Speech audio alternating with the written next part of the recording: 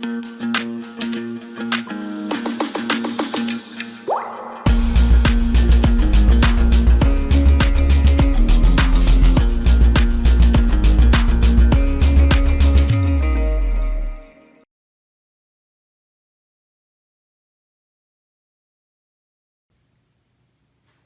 everyone, this is Dollar. Welcome to a new video. This one we're going to be building a new computer. I've built some computers in the past before, but it's been quite a few years.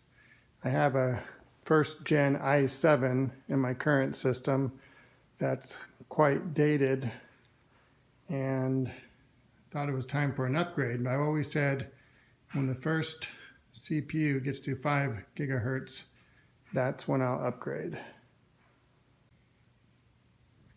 So here's the CPU I'm going to use. It's the Core i9 900KS. It boosts to 5 gigahertz. So I went ahead and went with it.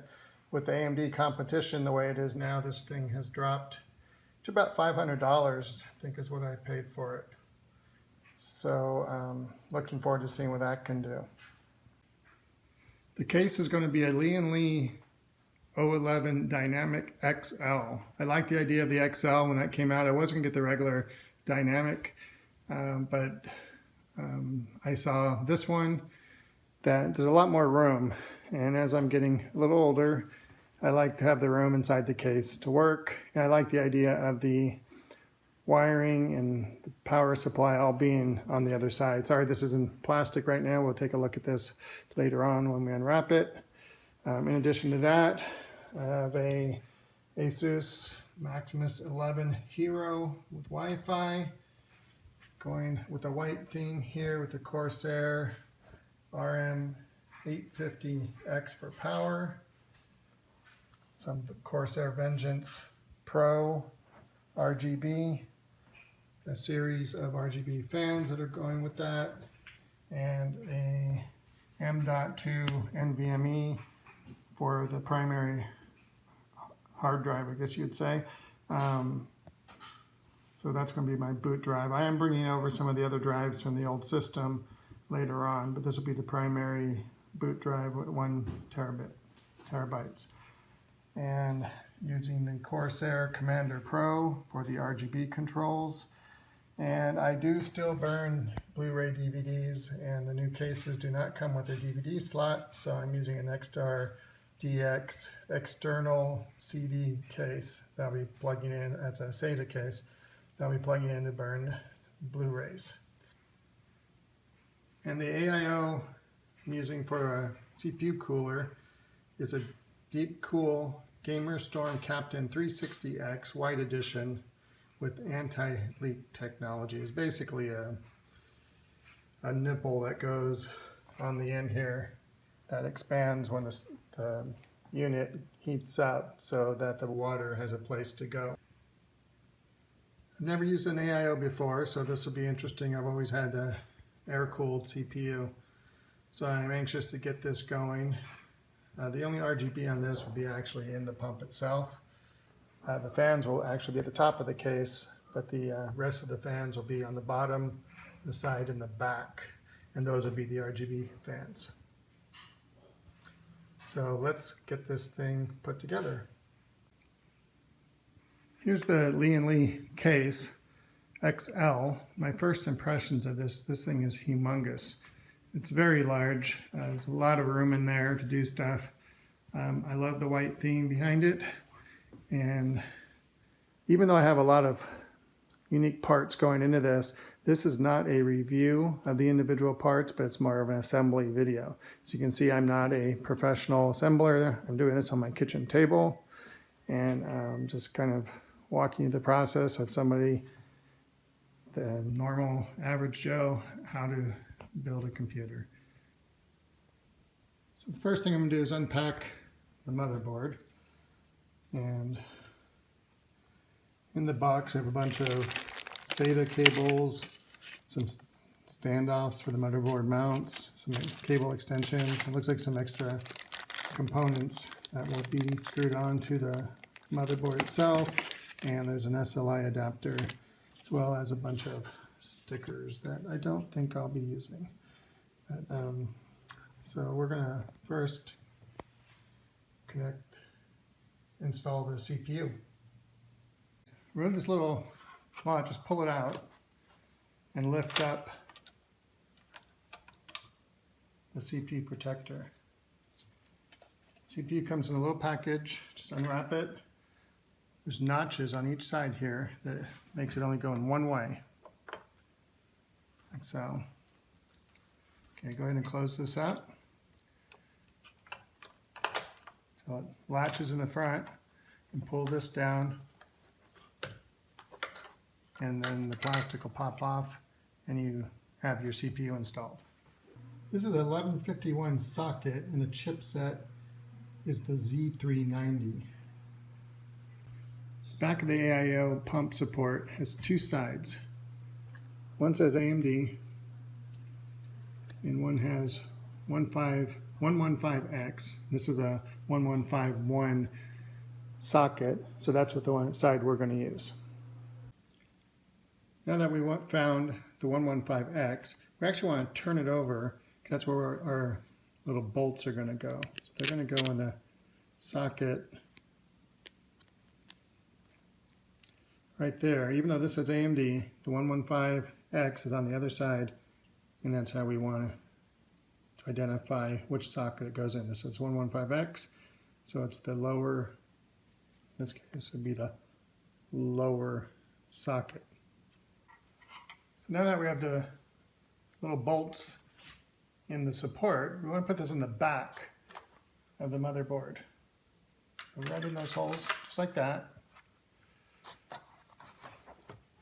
And there's some knurled nuts that come with the kit. You actually want here's two different sizes. You actually want the larger one. We're going to put those on all four of these.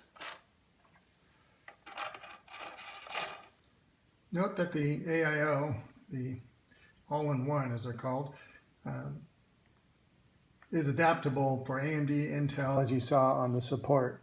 So we need to make sure we're using the right socket holes as well as support brackets. There's also different Intel chips it can support, so make sure you have the right one. I'm showing the one for the 1151 socket, but there are various options.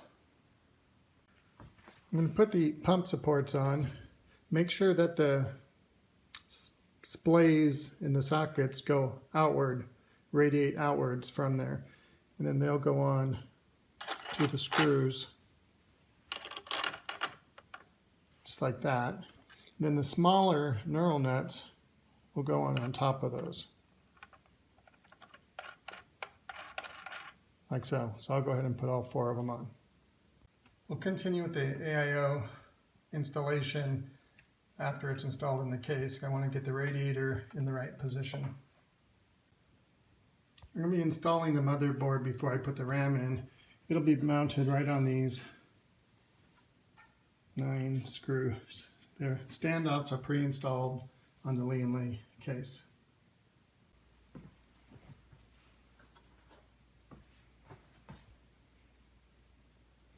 And just line the holes with those standoffs, and we'll screw it down. The Lian case comes with a screw package. It's hidden inside one of the drive bays. Go ahead and pull out the drive bay. Just remove a tab, and it pops off. Slide out the drive bay. Take the box out, look like this, and there's a whole bunch of screws in there. So to mount the motherboard, you have to make sure you get the right screws so you don't cross thread them. And what they are is these little ones with a little lip around the edge. You can see that. So align the holes in the standoff. Get these little screws.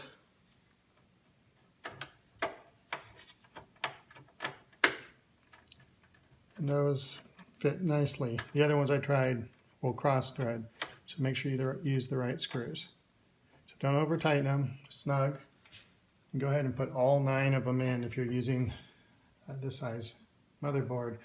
Your motherboard will have, obviously if it's a smaller one, it's going to have 6 holes. If it's larger, It's still going to have 9 because it's probably going to overhang the edge here. So to get the RAM in, we're just going to put them in these 4 slots here. I have 4 RAM boards, so I'm just going to open up all of those.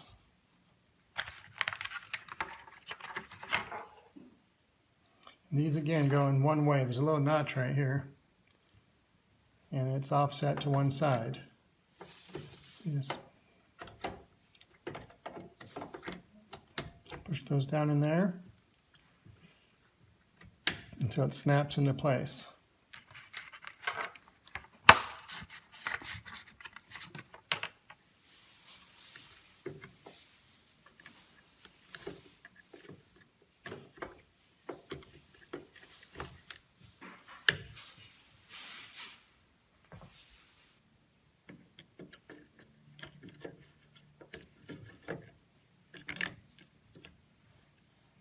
Watch a little tab on the end there. And it just locked into place all by itself. So go ahead and put the last one in. Just note, if you only have 2 cards, you probably only want to skip a slot. And some boards actually have 8 slots. So you want to read the motherboard instructions to see how to put them properly so they work more efficiently. There's the RAMs installed. Next thing we're going to do is install the M.2 NVMe drive. There's 2 positions it can go. One is right here, the other is here. So we're going to go ahead and install at this location. So to get the M.2 drive in, again, there's a little notch. We go back in this little slot here. This lays in there, slide it in, and it kind of pops up there. And when you put the heat shield back on, it'll hold it down.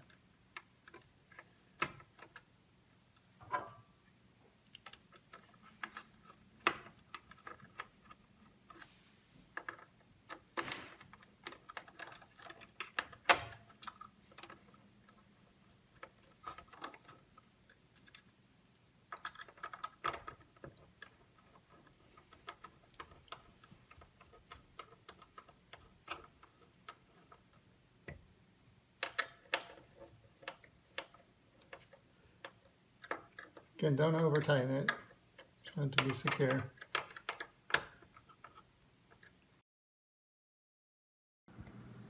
Hi everybody, this is Dollar. Here's a sneak peek of the finished product. This video is going to be about an hour and a half long, so I decided late term to go ahead and break it into parts.